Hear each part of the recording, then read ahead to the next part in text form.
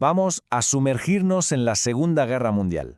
Un tema inmenso, lo sé, pero nos vamos a centrar en los momentos clave, en esos puntos de inflexión que lo cambiaron todo y que decidieron el conflicto más devastador que ha visto la humanidad. Aquí lo tenemos, 1 de septiembre de 1939. Esta es la fecha, el momento exacto, en que la frágil paz de Europa salta por los aires. Porque la invasión de Polonia por parte de la Alemania nazi no fue un ataque más, fue la mecha que prendió la pólvora, la que activó todas las alianzas y desató un conflicto que se largaría durante 6 larguísimos y terribles años. Claro, la pregunta es inevitable. ¿Cómo se llega hasta aquí? ¿Cómo el mundo se asoma a un abismo de esta magnitud? Porque vamos a ver, una guerra así no aparece de la nada. Es la culminación de años de resentimiento, de crisis económicas y sobre todo de decisiones políticas nefastas. Para entender el conflicto primero hay que ir a la raíz. Y con eso entramos de lleno en la primera parte. Vamos a explorar el origen de la tormenta, a ver cuáles fueron esas semillas del conflicto que se plantaron mucho antes de que sonara el primer disparo en Polonia. Esta cronología muestra una escalada que, vista ahora, parece casi inevitable. Todo arranca con la humillación de Versalles, que fue el caldo de cultivo perfecto que Hitler supo explotar para ascender al poder. Y a partir de ahí, cada paso que da, la remilitarización, la anexión de Austria, el famoso apaciguamiento de Múnich, es una apuesta calculada. Estaba literalmente midiendo la determinación de Europa, y descubrió que sencillamente no existía. Y esta frase de Churchill es que es demoledora. La pronunció justo después del acuerdo de Múnich, y es que parece que estuviera viendo el futuro. Él fue de los pocos que entendió lo que otros líderes, desesperados por evitar otra guerra, no quisieron ver, que ceder ante Hitler no traería la paz. Todo lo contrario, simplemente aplazaba una guerra inevitable para tener que librarla en condiciones mucho peores. Y aquí tenemos la jugada maestra justo antes del desastre. Un pacto que dejó a todo el mundo en shock. A ver, que dos enemigos irreconciliables como el nazismo y el comunismo se pongan de acuerdo para no atacarse es algo muy fuerte. La razón es que Stalin no se fiaba de las potencias occidentales y necesitaba ganar tiempo. Pero lo más importante, lo crucial, fue el protocolo secreto, el plan para repartirse Polonia. Y esto, claro, le dio a Hitler la luz verde que necesitaba para invadir, sabiendo que no tendría que luchar en dos frentes, al menos de momento.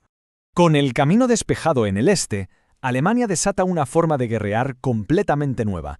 Pasamos a la segunda sección, la era de la Blitzkrieg, la guerra relámpago.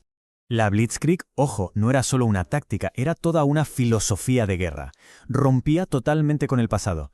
Olvidémonos de las trincheras y el desgaste de la Primera Guerra Mundial. Aquí la clave era la velocidad, la sorpresa, el shock. El objetivo era romper las líneas enemigas, sembrar el caos y lograr la victoria antes de que el adversario pudiera ni siquiera reaccionar. Y funcionaba como un mecanismo de relojería. Primero, la aviación, la Luftwaffe, machacaba defensas y comunicaciones. Segundo, los tanques Panzer irrumpían como una punta de lanza por el punto más débil del frente. Y tercero, la infantería motorizada llegaba para cerrar la bolsa, para rodear y aniquilar a las tropas atrapadas. Con esta receta cayeron Polonia, Dinamarca, Noruega, los Países Bajos y, para asombro del mundo, Francia. Pero en medio de ese colapso total en Francia ocurre algo increíble, un auténtico milagro. Más de 300.000 soldados aliados, acorralados en las playas de Dunkerque, son evacuados en una flotilla desesperada de barcos militares, pesqueros, yates, de todo tipo. Fue posible, en parte, por un error estratégico garrafal de Hitler, que detuvo a sus tanques. Un error que permitió a este ejército escapar para poder luchar otro día. Con toda Europa continental bajo la bota nazi, Gran Bretaña se queda sola. Completamente sola. Y la siguiente gran batalla se libra en los cielos. En la batalla de Inglaterra, la Royal Air Force, aunque en inferioridad numérica, consigue defender la isla de la Luftwaffe e impedir la invasión alemana. Fue su hora más oscura, pero también, como dijo Churchill, la más gloriosa. Pero ese dominio del eje no iba a durar para siempre.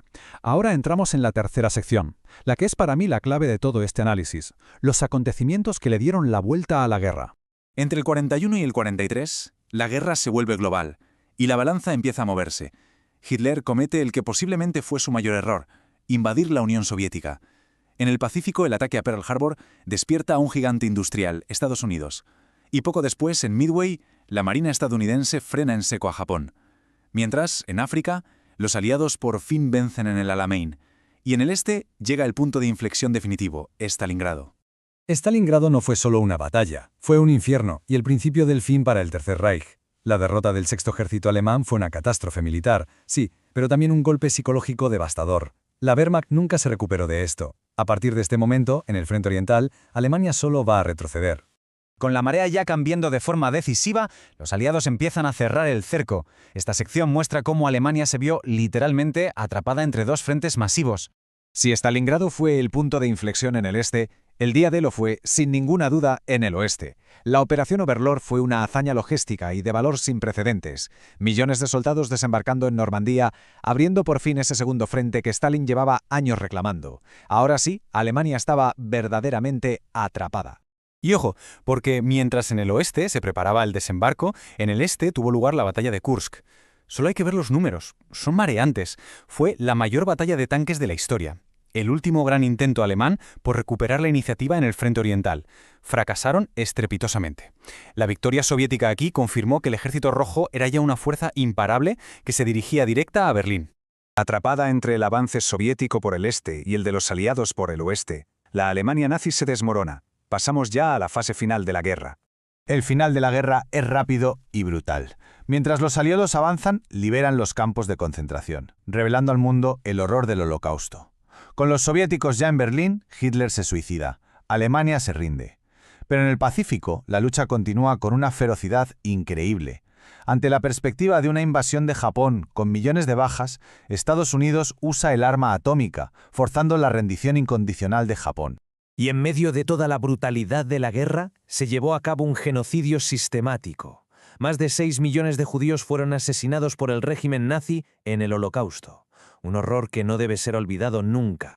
El coste total en vidas humanas es casi incomprensible. Más de 60 millones de personas, militares y civiles, murieron en el conflicto. Es, sin lugar a dudas, la guerra más letal de la historia. El mundo que surgió de las cenizas era irreconocible. La guerra inauguró la era atómica, con todo su terror. Dio comienzo a la Guerra Fría, esa gran rivalidad entre Estados Unidos y la Unión Soviética. Y también vio nacer a las Naciones Unidas, con la frágil esperanza de que una catástrofe así no se repitiera jamás. Y esto nos deja con una pregunta para el final. Después de ver cómo el apaciguamiento, el nacionalismo extremo y una cadena de errores de cálculo condujeron a esta catástrofe, la reflexión es obligada. ¿Hemos aprendido realmente las lecciones de la guerra más devastadora de la historia?